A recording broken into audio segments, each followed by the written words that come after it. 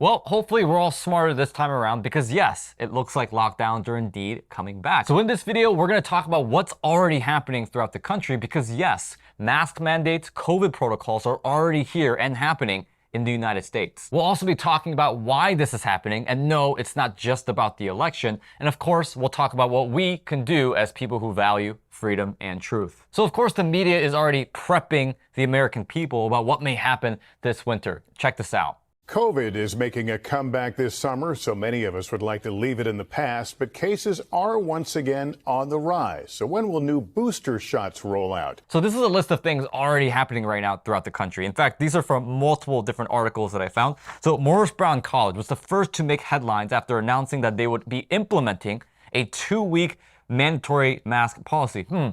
2 weeks. Where have we heard that before?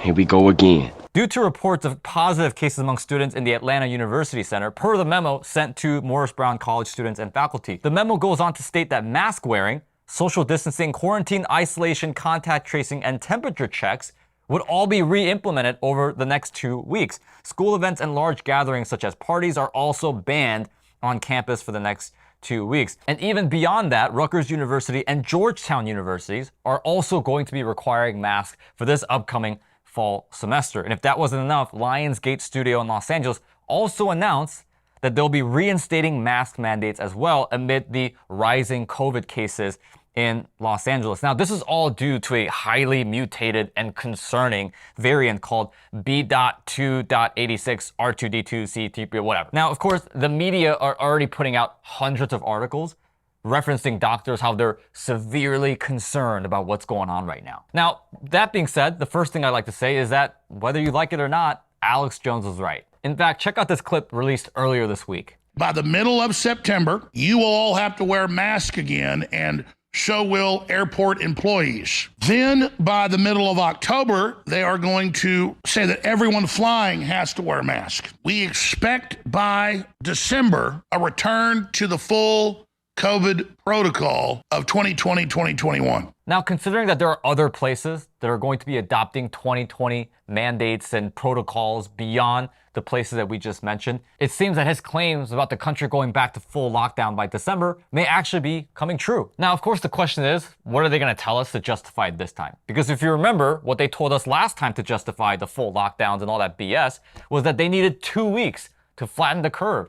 And not only that, but we don't know a whole lot about this virus just yet. So we just need time for everyone to be locked down. We get to learn more about it, and then we can go back to life as good. And well, here's what we went back to. Because if you guys forget, and hopefully you don't forget, but this was the consequences, right? Inflation was at a 40-year high. On top of that, we had small businesses closing. In fact, according to Wall Street Journal, 400,000 small businesses closed just in the first 3 months of the pandemic alone. And if that wasn't bad enough, cases of suicide, domestic violence, viewership of pornography, and mental health cases all skyrocketed to record levels. And yet just 3 months ago, and this is what I find really interesting, the man who arguably architected all this and was responsible for all this, Dr. Anthony Fauci, claimed zero responsibility. In fact, according to a New York Post article, Fauci absolves himself of responsibility for COVID lockdowns, saying things like, show me a school that I shut down and show me a factory that I shut down. Never. I never did. So first and foremost, let's set aside that you were the primary advisor to the president, the one making all the decisions here on what we as a country needed to do to navigate through the stuff. And let's also ignore the fact that you were the one switching back and forth on pretty much every single important issue relating to this virus. But this is what I want to talk about. Let's talk about the fact that Anthony Fauci's net worth over the course of COVID, by the way, in just the first 9 months of the pandemic, skyrocketed $5 million to $12.7 million. And not only that, but let's also talk about how throughout the 2010s, Anthony Fauci has received millions of dollars of reported royalties from big pharma companies. And of course, the question is, royalties for what? And let's also talk about how despite all the fear that Fauci and the media caused, this thing was nowhere near as deadly as they were making it seem. Because as it turns out, the crazy conspiracy theorists were correct about its origins. And not only that, in regards to its survival rate, multiple sources say that the survival rate is approximately 99%. Depends on where you go, of course, right? Sometimes it's 99.96, sometimes it's 99.93, right? Or whatever radio station it sounds like. But at this point, it's common knowledge that it's not that significantly more deadly than the seasonal flu. And not only that, but the vaccines that Anthony Fauci, the media, pretty much everybody has promoted weren't nearly as safe and effective. In fact, according to Washington Post, Reuters, and even the American Medical Association, a majority of COVID deaths in 2023 were indeed from vaccinated individuals, which is the primary argument that vaccine promoters were making. It says, hey, it won't stop you from getting the vaccine, but it'll stop you from being hospitalized, it'll stop you from dying. Well, we saw it right here, literally from 3 notable and arguably left-leaning sources that vaccinated people were the majority of the deaths when it came to COVID. So going back to the premise of the video, the question that we have to ask is, why are they going back to lockdowns? Why is this happening? We already have 3 years of information and data. We know about the survival rate, the mortality rate. We know what it can do and what it can't do. So why are we doing it? So obviously, reason number one, it's the big elephant in the room, it's the election. Now, I'm in full agreement with what Alex Jones just said. My prediction is that full lockdowns are going to be in December, and by the time next November comes around, the Biden administration will be able to brag about how of an amazing job that they did in progressing the country back and leading us through survival of the second variant or third variant or whatever remix or mixtape they're on. They'll be able to say that. And not only that, but we'll be at a point where, sure, the country has made a lot of progress, but we have to go back to mail-in ballots. And I love what Alex Jones says there in terms of being able to steal the election and rig the election once again. Because let's be real, at this point, I would argue that that's the only way they can win. Now, that said, if you want to know the real reason why I think they're going back to lockdowns, is yes, it has everything to do with the election. And this reason is also tied to the Biden administration.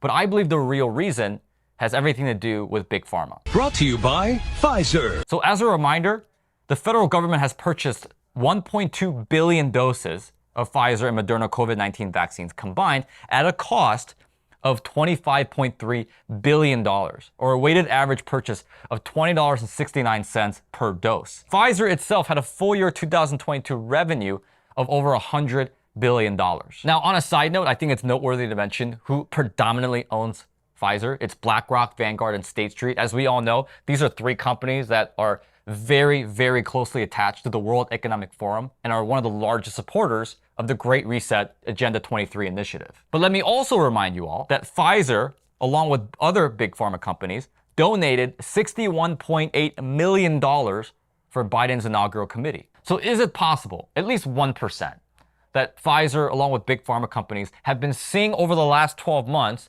their revenue and their net profit dropping, considering that vaccines are not being pushed anymore, at least not to the degree that they were 12, 18 months ago. And now they're telling the Biden administration, hey, if you don't bring back lockdowns, mask mandates, and all these other things, we will not be giving your campaign and any of your initiatives any money. Come on, man. I'd say it's extremely likely, at the minimum. And by the way, do you guys want to know who was one of the largest private donors for the Biden administration? It's the same man who, by the way, owns most of the patents on COVID vaccines. That would be Mr. Bill Gates, another individual that would greatly benefit from another wave of lockdowns, another wave of vaccines being pushed. In fact, Oxford University was planning on releasing the intellectual property and research on vaccines to the world for easy access, until they were stopped by the Bill and Melinda Gates Foundation, who encouraged them to form an exclusive rights contract with the big pharma company AstraZeneca. Like, I don't know what to say here. The same people who are pushing these lockdowns, these mask mandates, are the same people, by the way, who make the most money from it. And by the way, if you're one of those people that disagree with the contents of this video, like maybe you're watching this from inside of your car with your mask on, hopefully with the raincoat too, I encourage you to look it up, right? Do your research. Let's look up the fact, research whether or not Biden accepted $61.8 million from big pharma companies led by Pfizer. Look up whether or not him and his family have received millions of dollars from China and Ukraine. Research who owns the patents on these COVID vaccines. Because if there's one thing that we as a society, as a community, have learned over the last 3 years, is that we live in a system that those who are financially incentivized by crisis will always look to create one. Like, how is this not about the money? And for those that are saying that these lockdowns are temporary and they're safe and effective, I encourage you to look at history. Look at history and whenever lockdowns occurred and whether or not the next 3 to 5 years were all that grandiose and peaceful. It wasn't.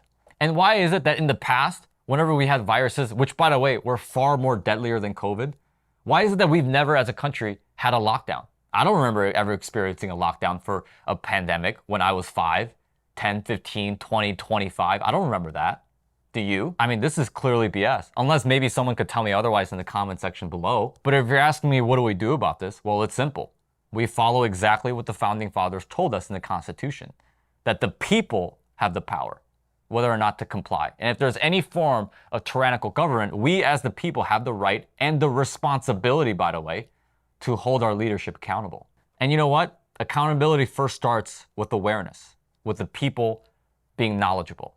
And I know YouTube is most likely not going to push this video by any means. They're not going to be really incentivized to get this message out there. So, hey, if you want to help me out by liking this video, commenting on it, sharing it with friends, that would greatly help me as well. Now, that being said, guys, if you guys want to check out other videos on our channel as well, my brother Sam just did an amazing video on Bill Gates' plan to ban meat. So please check out the video. It's going to be in the end screen right here. Now, that being said, I also want to thank the sponsor of this video as well, First Deal Mentor. If you guys are interested and have been interested in acquiring your very first rental property and getting financial freedom off of passive income and cash flow through real estate investing, I encourage you guys to check out a free training that's being done regularly. So click on the link in the description. The training is titled How to Acquire Your Very First Rental Property in as early as 3 to 6 months. So that being said, thank you guys for watching this video, and I'll see you in the next one.